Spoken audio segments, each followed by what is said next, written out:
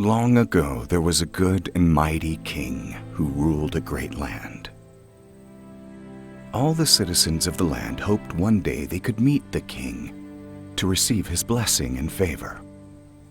But it had been decreed that no one would be allowed in his presence unless they proved themselves worthy, for the king was high and holy.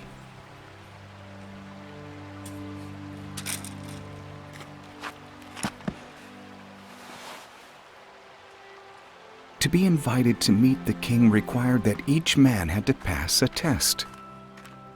One day, a messenger arrived to remind the people of the king's decree.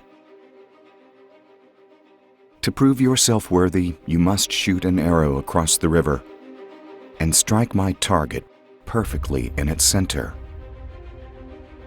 Many in the land believed the test would be easy, but the target stood far, far across the river, almost further than the eye could see.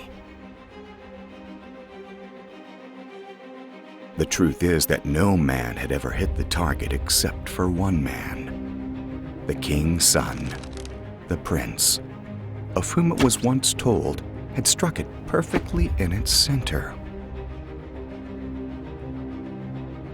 Many had tried and failed in years past, but each man continued to believe he would be the one to pass the king's test.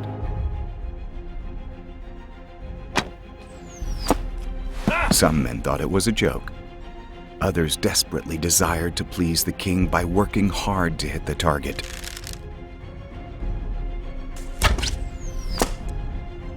But again and again, each man failed.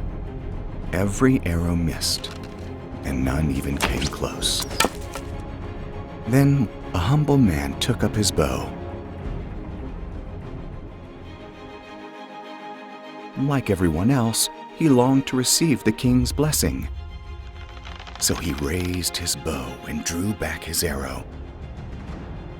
But soon, he realized he was not worthy to take the shot. He could never, ever reach the target. He was overcome with shame. All he could do was beg the king's mercy and ask for favor he did not deserve.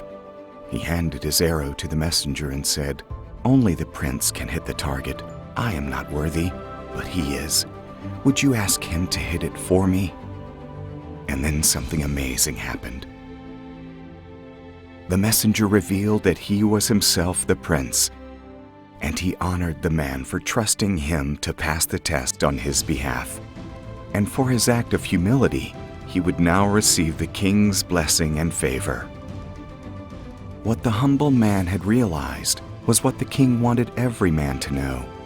Let my son pass the test for you, and you will live in my presence forever and ever. And this is the lesson for all of us today. Never forget, God is holy.